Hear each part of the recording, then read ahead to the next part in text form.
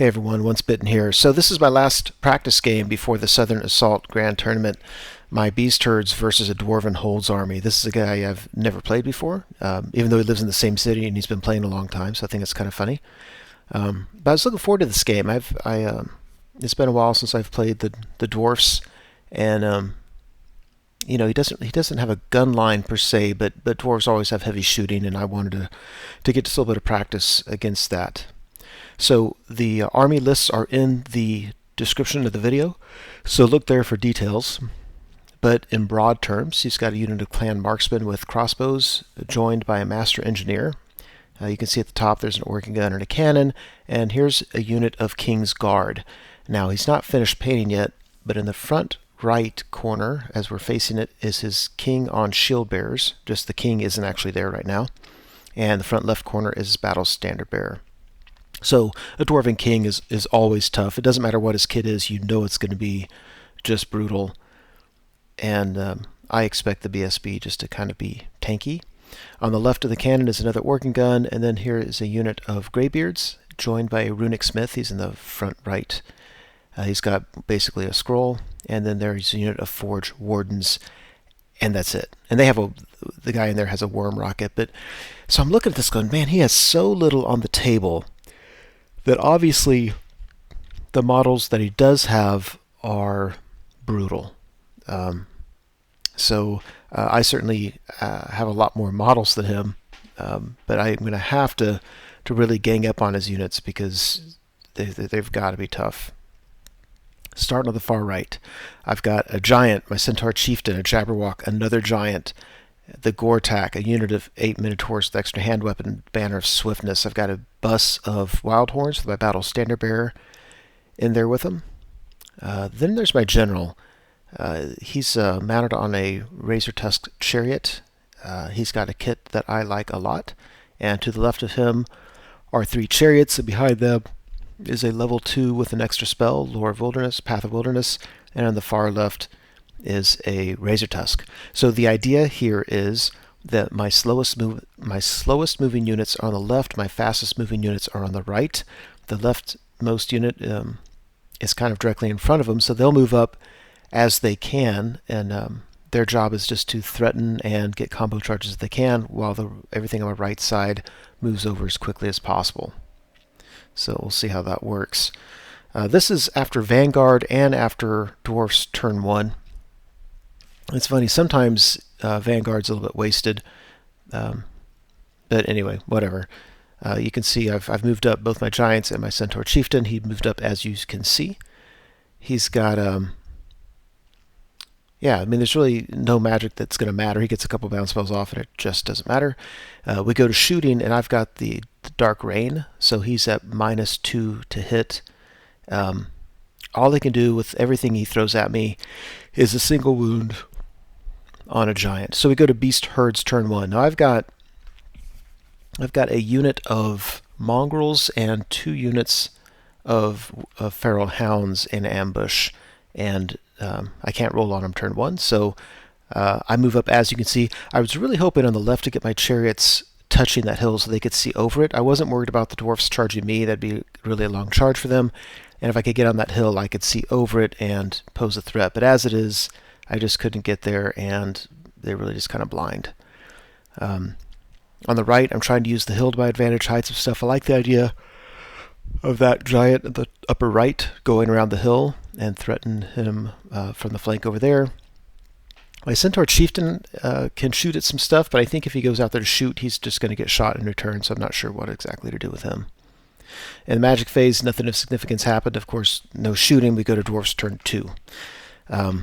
Yeah, really, he just kind of squares up his battle lines. He was thinking about charging, I think. In my magic phase, you can see the tokens behind my units.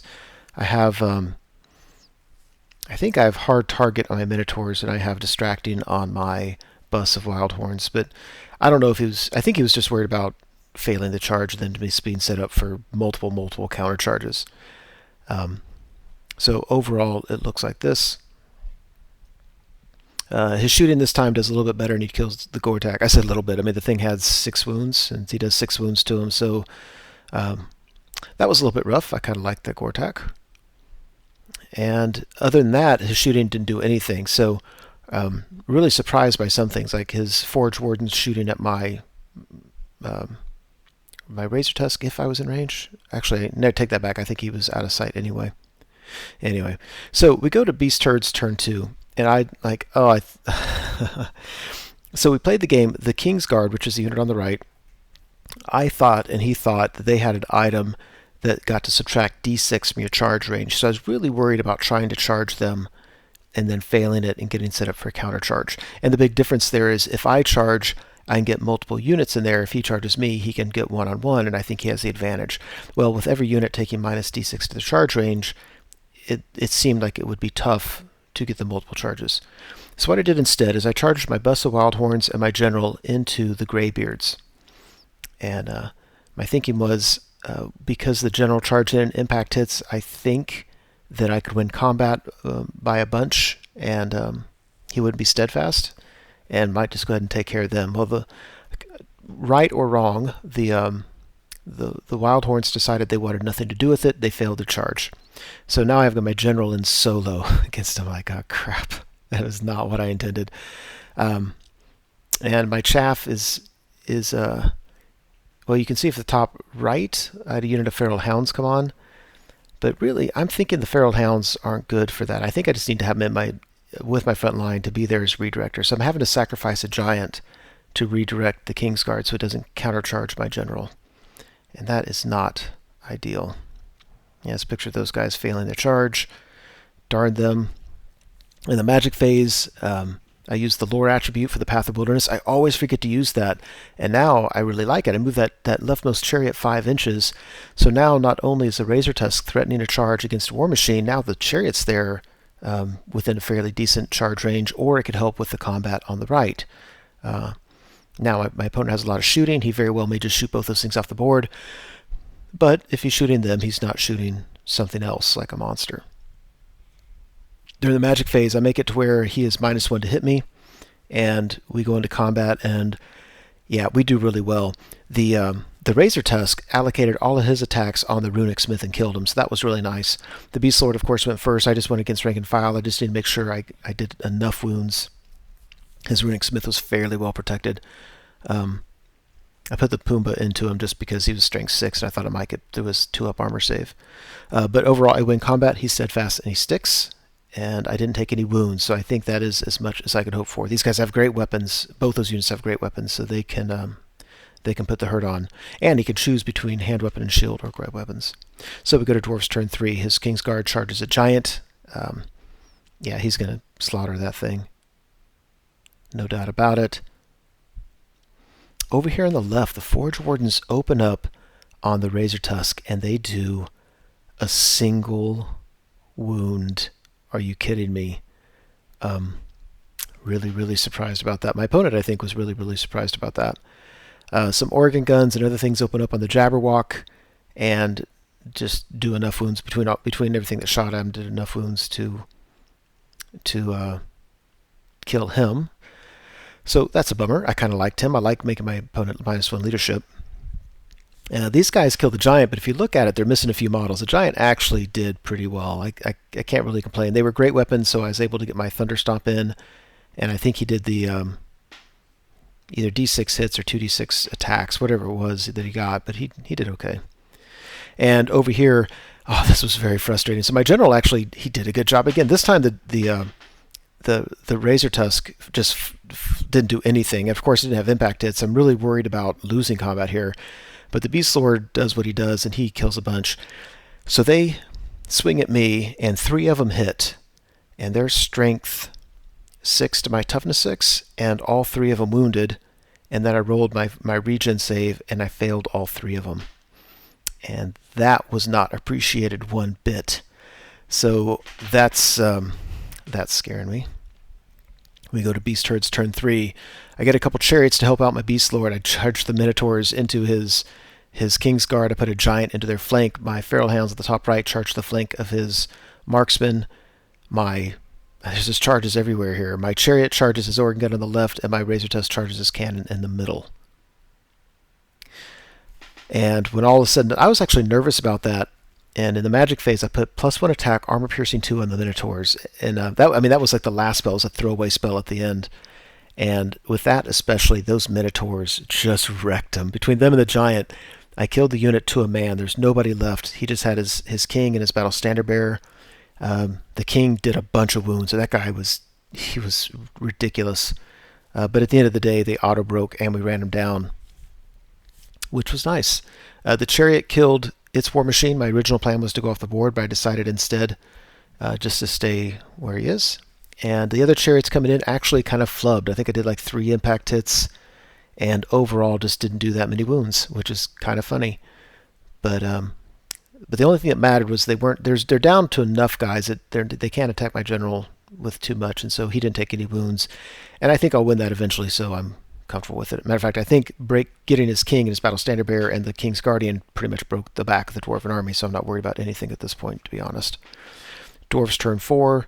He doesn't have a whole lot to do. He tries to shoot at the forge. The forge wardens can shoot at the chariot, I guess. If you look at the very far left, my mongrels came on the board on my turn, by the way. So he opens up on this giant and just shoots him with that organ gun. Does 5 wounds, but he's alive with 1 wound left.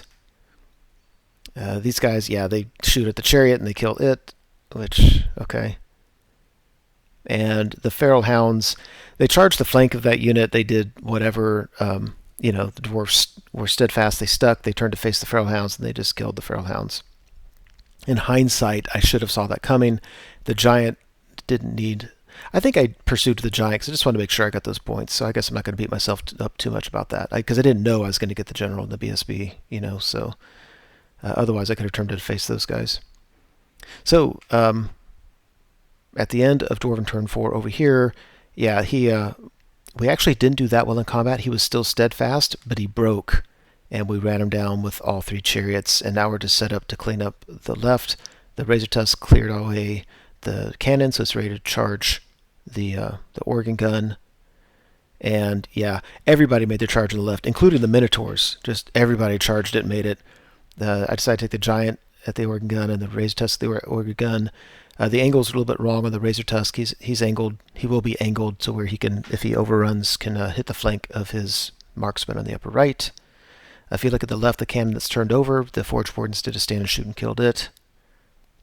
And the Mongrels charge him in the rear because why not? Action shots all around. These guys, yeah, it wasn't close. They absolutely wrecked him. And over here, yeah, of course, we killed the War Machine, and the Razortusk overran to the flank of the marksman, which was nice. And then we go to the Dwarven turn and fight it. Razortusk wins. Dwarves are steadfast. They fail it. That's the second failed steadfast on leadership 9 or 10. And he runs him down. I didn't move the model. He had ran him down. And then the game ended like that. So a resounding victory, a tabling of the dwarfs for the beast herds. That was gratifying. My opponent had... turn 1, his shooting wasn't really very good, but I had the Dark Rain. That's a little bit understandable. Turn 2, he killed the Gortach, which sucked, but for the most part, he was still... probably didn't do as much as he could have. In turn 3, he killed the Jabberwock, but again, he didn't do quite as much as he probably could have. So had he shot better, I don't know how it would have affected it. I think he would have got more points out of me, but I think being able to break both of his big units in the middle meant I was going to win the game pretty big, regardless of that. Kudos to the Beastlord for going in solo against the Greybeards and winning combat every time and surviving. Just pretty happy with that. So that's my last practice game. The next one you see will be the actual GT. Here. Thank you so much for watching the video. I truly hope you enjoyed it. As you know, YouTube has a variety of functions you can use to interact with videos such as this. You can like or comment on the video, you can favorite it, you can share it, and of course you can subscribe to the channel. And I encourage you to do any or all of those things as a way of interacting between viewer and producer. As always, I appreciate your patronage on the channel and wish you all the best.